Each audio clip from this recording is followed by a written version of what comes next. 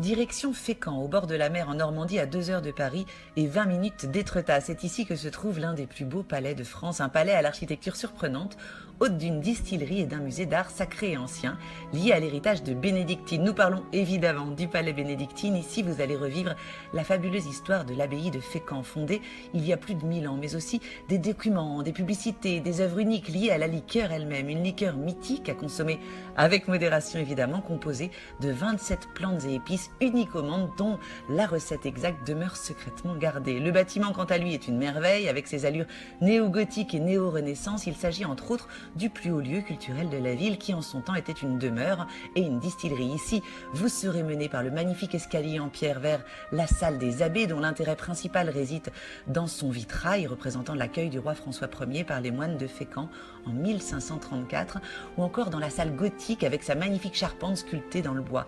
Elle renferme diverses collections d'émaux et d'ivoire, ainsi que la bibliothèque que vous découvrirez, issue de l'abbatiale de Fécamp. Puis direction la salle du Dôme, de forme carrée, et ses 5 statues de saints accompagnées d'un vitrail de 1900 représentant Alexandre le Grand, fondateur de la distillerie. Cette même salle même a un oratoire surmonté d'un plafond gothique, puis à la salle Renaissance pourvue d'une remarquable collection de ferronnerie. Enfin, la Pinacothèque expose des peintures, pour la plupart sur bois, attribuées à des artistes français, italiens, allemands et flamands. Descendez un petit escalier et pénétrez dans la salle des épices au sous-sol, où vous pourrez sentir les parfums, les plantes qui composent la fameuse liqueur, l'angélique, l'hysope, la mélisse, surmontée de cannelle, de safran, de thym et de vanille. Une recette qui perdure depuis 1510, inventée par les moines bénédictins, puis développée par Alexandre le Grand et tenue précieusement secrète, je vous le disais, depuis plus de 5 siècles. Alors évidemment, après, vous aurez l'immense privilège de découvrir la distillerie et les caves où sont élaborés puis conservés le magnifique élixir de la bénédictine, que vous aurez l'immense plaisir de pouvoir déguster avec modération encore. Le petit plus est clairement notre coup de cœur, l'option Visite Passion, qui permet de réaliser une visite privée en compagnie d'un expert qui vous dévoilera des pièces habituellement invisibles au public, tellement elles sont fragiles et précieuses, comme des manuscrits millénaires uniques ou des œuvres publicitaires signées Mocha.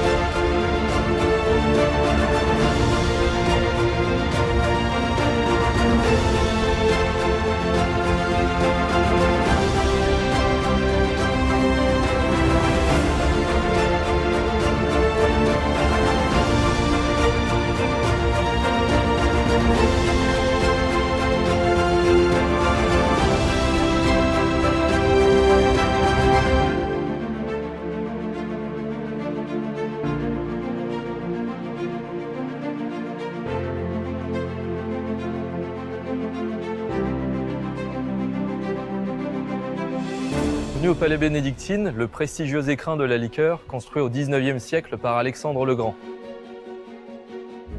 Ici, nous sommes au cœur du palais. C'est l'unique distillerie de bénédictine au monde. Pour fabriquer la liqueur, les 27 plantes et épices qui constituent la recette sont réparties en 4 préparations. La première préparation va être infusée, avec une macération d'écorce de citron et de vanille. L'infusion se déroule dans la cuve qui est au centre de la distillerie. Les 3 autres préparations sont, elles, distillées dans les alambics qui sont autour de cette cuve centrale.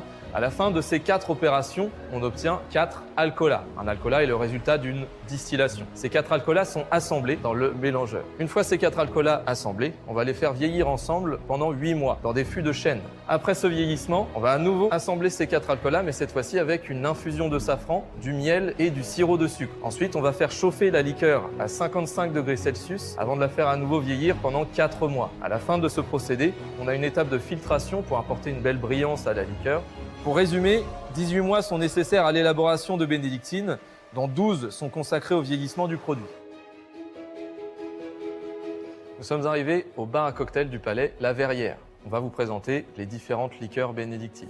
L'original, bénédictine, se consomme principalement en cocktail aujourd'hui. Notre cocktail préféré est inspiré de l'iconique caipirinha. Grâce à la douceur et les notes de miel présentes dans la liqueur, seulement 2 ingrédients sont nécessaires pour créer notre version surnommée Bénérinha. La liqueur bénédictine remplace le sucre et la cachaça en proposant un cocktail harmonieux, frais et équilibré avec l'acidité du citron vert. Le B&B est la deuxième liqueur que l'on propose. C'est un assemblage de bénédictine et de brandy. Le brandy est ajouté à la liqueur avant les 4 mois de vieillissement. Cette liqueur est d'une grande légèreté, développe des arômes d'épices, d'agrumes et des notes herbacées et caramélisées. Ensuite, nous avons la single cask. Il s'agit aussi d'un assemblage de bénédictine et de brandy, mais cette fois-ci vieilli 6 mois de plus, des jeunes fûts de chêne. Ce vieillissement en plus va apporter des notes boisées et plus sèches. C'est également la plus forte de nos liqueurs. Elle est à 43% d'alcool. Enfin, la bénédictine 1888. Celle-ci est un assemblage de bénédictine et de cognac, un cognac de 2 ans d'âge. L'assemblage avec le cognac va révéler des notes d'angélique. L'angélique est une plante assez fraîche et c'est cette fraîcheur apportée par l'angélique qui va donner des notes vraiment plus agréables, plus rondes. Elle peut être dégustée comme un grand cognac en apéritif ou en digestif.